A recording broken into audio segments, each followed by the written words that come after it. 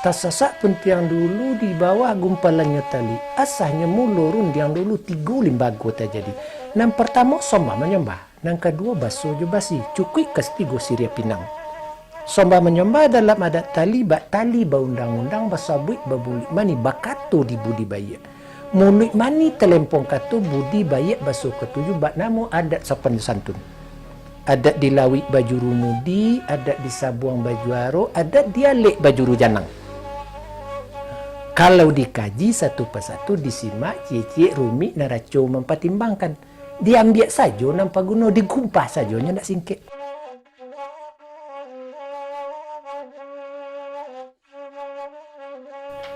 Ado situ baso basi. Ado di situ ereng gendeng. Ado pakaian adat. Pakaian adat adalah sirih. Di laya sirih jo pinang, di batin adat jo pusako. Assalamualaikum warahmatullahi wabarakatuh. Perkenalkan, tentu namo Saiful Mahdi Gola Datuk Paduka Sati dari suku Caniago. Alamat Nagori Tanjung Aro, Sikabu-Kabu, Padang Panjang. Di dalam kita menyampaikan pesan moral, yang pertama sekali tentu sebagai rasa terima kasih tuan rumah nan menanti kedatangan atau orang nan diundang sebelum mereka itu makan secara adat itu didudukkan namu dulu. Belum sampai kepada maksud dan tujuan. Orang ko ditata dulu, di situ bapakailah beko raso, periso atau ereng gendeng. Yang persembahan yang pertama itu mendudukan.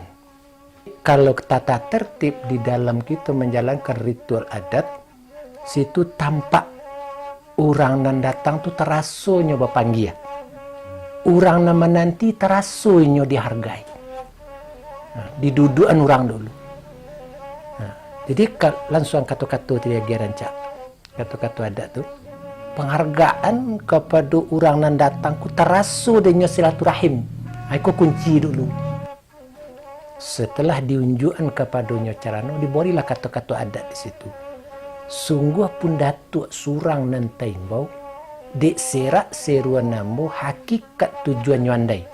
Bari berlebih na mangapuang sesuai kita mangko kabajadi suku mangko takona nang godang kok kurang ambah nan tinggi kok kurang anjong maaf diminta kepada nambah samo kato tatumbuk bakit dat. Setelahnya duduk baru dikatakan siria jo pinang di situ tata tertib. Ndak sepakat kanan elok, ndak setuju kanan baik. Kami na menunjukkan datuk na menerima. Siria saja biar minta dikunyah pindang sedidi nabat. Tadi kan menduduk baru tu. Tingkek nang kedua baru diagiannya ayah.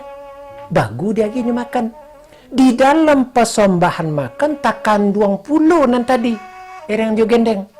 Ko ado umpang nan ka di sisi atau kok kurang nan ka ditukuk. Kalau legang ganggang sapadi jarak-jarak samiang sombah jo sujud saja pemanui. Setiap ujung dari persembahan setiap masuk kepada inti beko nan ereng gendang tetap adus. Tak boleh langsung ke poin tu. Nah, kan kalau jale makan kok kalau diatur kok. Cuma untuk memesan pesan kepada orang tamu tadi supaya ndak loke hatinya, maka diagiannya peluang di situ. Diagiannya kesempatan kok ada nang kurang. Nang kali tukuk kan betu kok setelah minumnya makan. Kata-katanya lebih kurang betul berkata deklah sudah minumnya makan ku ado rusio nanti simpan atau batin nanti tak ala patut kami kombang lebah tu pembuka janjang. Aduh lo pesan moral di situ dah. Yang pertama sekali pujian kepada orang yang sepokok dalam nantinya secara gelah. Sudah itu baru masuk kepada persoalan. Persoalan kita meminang bak kecik nanti tadi buka situ dah. Godang harapan kepada datuk-datuk ibarat beringin di tengah padang. Dipujinya seketik dulu. Ko urik tampe baselo batang tampe basanda, daun lobek tampe balinduang. Pandang jauh kami layangan, pandang dokik kami tukik, entah tukik pandang ke datuk. Di siku ayah nan jonia, di siku saya nalandai. Itulah tampak muka suik wak dia. Ye ingin nak jenyu. Kami berkumbang janti, datuk babungo kombang. Ndak maimpun di dalam korong kampung rumah tanggo. Itulah masuk ke inti sekali dia. Ikulah nan disusun dek uang tua dulu. Itu nama tangan luar. Kalau bungonya tu silakanlah beku tu macam-macam. Nyo orang nan datang ko taraso dianjuangnya, orang nan menanti taraso sonangnya.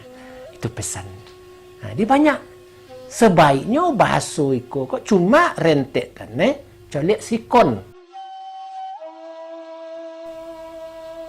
Nah, itu dia dituntut dulu di Minang ko. Setiap laki-laki bakal jadi pemimpin mako ada di situ inyo belajar fardu ain hukumnya belajar tata Minang. Walaupun tidak pengulu, apalagi seorang pengulu, kanlah wajib harus pandainya manga kata-kata adat. Cuma nanti hafal iko bukan kata-katanya. Kalau kata-kata kita hafal, bak kecek nan tadi sosek kita satu kalimat payah membalik. Tapi kalau poin kita apa, kita mencari situasi di situ. Jalih saja situ itu. Jadinya sebaiknya pesan daripada yang paling efisien, paling singkit kini kok, lo biar rancak kita ikut dalam pelaksanakan adat ikut daripada kita mapa di rumah. Lebih panjang kata-kata yang kita pedapik sekut. Tapi kalau kita fokus menghafal, itu kadang-kadang bertolak dengan setelah kita lapangan. Tapi kalau dapat keduanya tetap rancak, kita rajin mapa, rajin pula beko kita koreksi. Ya kalau tutuan yang kita donga, tentu persis sebona di dalam karang buku, tentu kita tahunya tu Allahu alam. Cuma saja abad nang kuratur sebelum Islam masuk, ikulah dipakai juga ini mama dulu. Sebab Minang ko kan lainnya kan alun ada agama ulun timbul kan orang Minang kan ada juga. Dari pakai juga tu. Dari pakai juga. Dek adat kita mungkin juga ko dek bisa jadi dek di ko Jawa ko tu, atau sama sekali kita kini lari sibuk dek mencari kehidupan, bakna mudah saja. Bakna copek saja.